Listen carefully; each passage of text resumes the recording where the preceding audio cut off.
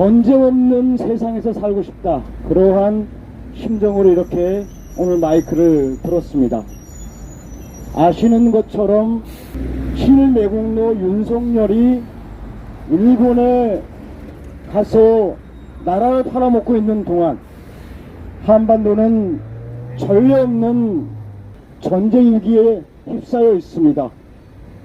뉴스를 통해서 확인하듯이 지난 13일부터 시작이 됐습니다. 23일 날 끝난다고 하죠. 프리덤 실드, 번역을 하면 뭐 자유의 방패라고 하더군요. 이렇게 11일 동안 단 하루도, 이전과는 달리 단 하루도 쉰 적이 없이 연속해서 진행된다고 합니다. 이러한 기간이 전례 없는 것도 그런 거지만 더욱더 우려하지 않을 수 없는 것은 프리덤 실드 훈련이 갖고 있는 성격, 규모와 성격, 이런 것들이 아닌가 싶습니다. 이전에도 프리덤 실드 훈련을 약하게나마 하지 않았던 것은 아닙니다. 그러나 그 내용들을 보게 되면은 주로 격퇴와 방어만을 중심으로 하는 훈련이었습니다. 좀 더 그래서 올라가게 되면은 문재인 정부에서는 사실상 유명무시되기도 했었습니다.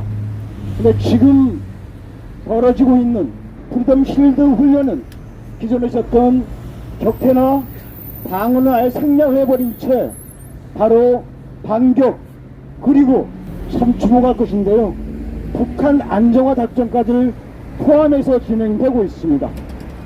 이것만 보더라도 프리덤 실드라는 말이 참으로 원래가 거짓말 잘하는 한미이기는 하나 실드, 방패가 아니라 프리덤 스웨어라는 생각이 듭니다.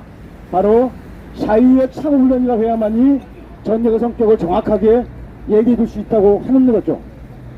이 북한 안정화 작전에는 말이 안정화 작전이지 북한을 침공해서 장악하는 과정에서 벌이는 훈련이 바로 북한 안정화 작전이라고 합니다.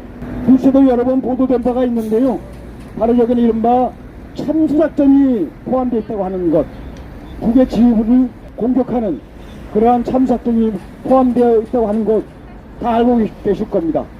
또 하나 간과할 수 없는 것은 이란의 제2인자인 솔레마니 장군을 죽였던 신무기가 하나 있습니다. 바로 리퍼라고 하는 무인기인데요, 바로 북한 안정화 작전에는 리퍼가 동원된다고 합니다. 어디뿐입니까? 작년 11월달 그리고 지난달 2월 22일날 한미 연합군사훈련은 일본까지 직접적으로 끌어들이는 한미연합 군사훈련을 벌여냈습니다.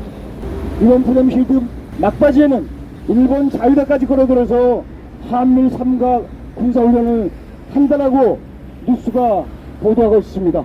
이러한 사실 몇 가지만 봤을 때도 지금 한반도에 차려져 있는 전쟁 위기는 우리가 해내마라 보면 겪고 나는 그러한 일반적인 전쟁 위기가 아니라 내일 당장, 아니 1시간 후에 전쟁이 난다 하더라도 저정 이상할 리 없는 그러한 상황에 우리는 맞이하고 있는 것입니다. 참으로 8천만 민족 성원은 누구나 할 것 없이 전쟁이 아니라 평화를 바라고 있습니다. 또 하나 간과할 수 없는 것, 어제부터 쌍용훈련이 시작이 됐습니다. 쌍용훈련이 뭡니까? 주로 포항에서 하죠. 원산을 겨냥한 바로 북한 점령운동이 쌍용훈련입니다. 이 쌍용훈련은 문재인 정부에서는 하지 않았던 훈련입니다.